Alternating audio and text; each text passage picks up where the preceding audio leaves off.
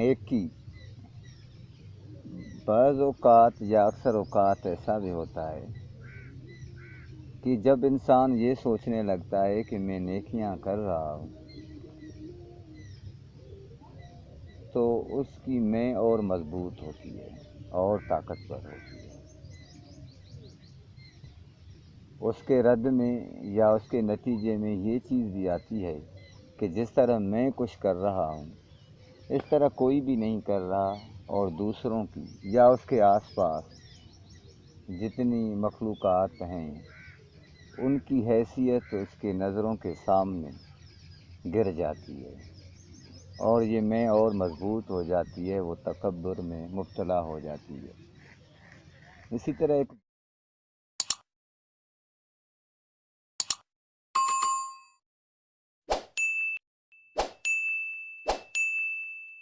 اچھا تھا، وہ بڑی خیر خیراتیں کرتا رہتا تھا، سادھوؤں، سنتوں، فقراء کی خدمت کیا کرتا تھا، ان میں لنگر بانٹتا تھا، ان کی عبادت گاہوں میں جو جو ضروریات کا سامان ہونا چاہیے تھا وہ دستیاب کرتا تھا۔ سب وہ عابد، زاہد، وہ تقوی والے یا کوئی بھی تھے جتنے بھی،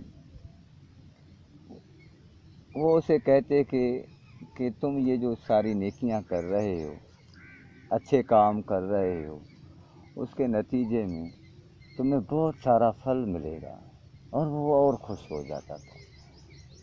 لیکن وہ ایک تسلی تھی، وہ ایک دلاسا تھا،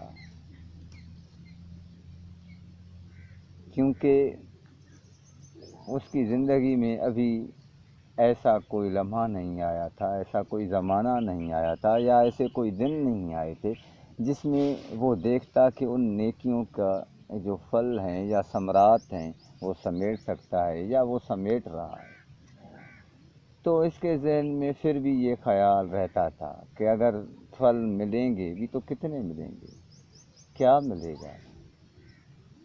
تو ایک درویش کا وہیں اس کی سلطنت میں آنا ہوا، بادشاہ تک یہ بات پہنچ گئی، بادشاہ اس کے پاس پہنچ گیا اور اس درویش سے مخاطب ہو کر کہنے لگا کہ میں سادھوؤں، سنتوں، فقراء، عابد، زاہد یا یہ جتنی مخلوقات غریب، غربا، مسکین ہیں، ان سب کی میں خدمت کرتا ہوں، انہیں کچھ نہ کچھ کھلاتا رہتا ہوں، ان کی ضروریات کا خیال رکھنے کی کوشش کرتا ہوں۔ مجھے ایک چیز یا ایک بات کا جواب چاہیے، وہ یہ ہے کہ مجھے ان تمام نیکیوں کے بدلے میں پھل ملے گا؟ اگر ملے گا تو کتنا ملے گا، کیا ملے گا؟ درویش نے اسے دیکھا اور کہنے لگا کہ تمہیں ان نیکیوں کے بدلے کچھ بھی نہیں ملے گا۔ بادشاہ چونک گیا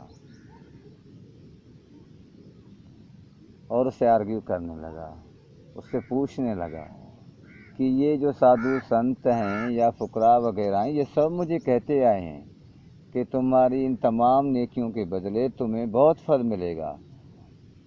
تم یہ کیسے درویش ہو کہ ان ساری یہ اتنے جو سلوک کی راہ میں چل رہے ہیں خدا کے بندے، ان کی تم یہ بات رد کر رہے ہو کہ مجھے کچھ بھی نہیں ملے گا۔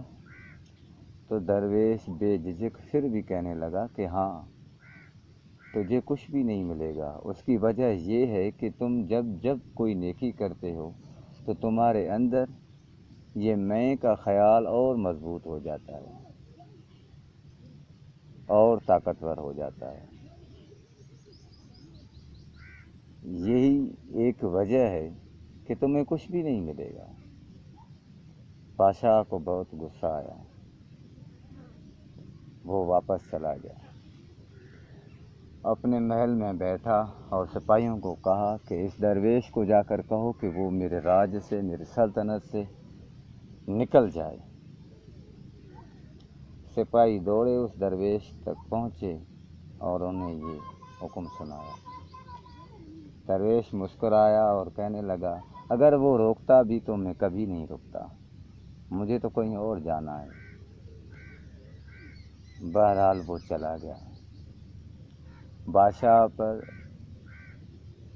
दरवेश की वो बातें सवार हो गई। वो ख़यालात, वो फ़िक्रात सताने लगी कि उसे उसकी नेकियों के बदले कुछ भी नहीं मिलेगा।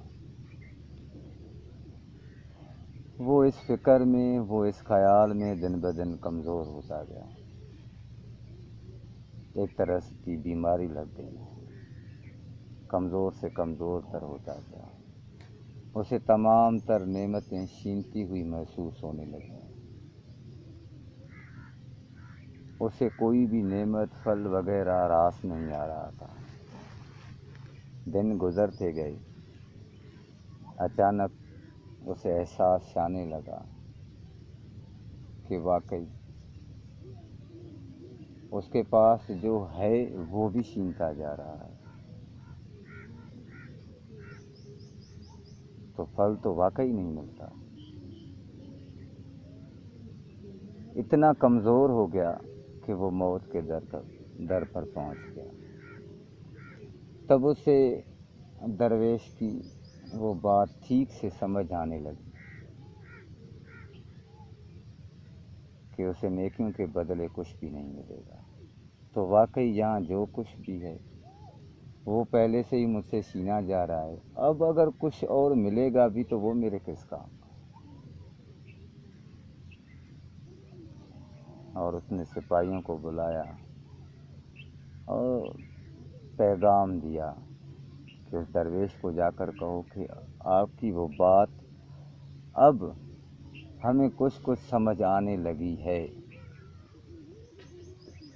वो सिपाही दौड़े, दरवेश तक पता पूछते पूछते पहुंच गए और बादशाह का वो पैगाम सुनाया। अब दरवेश ने कहा कि अब बहुत देर हो चुकी कि अगर वो बादशाह उस वक्त इस बात को समझ लेता तो शायद वो कुछ हो पाता, शायद वो किसी मंजिल तक पहुंच पाता, शायद वो अपनी हस्ती पहचान पाता।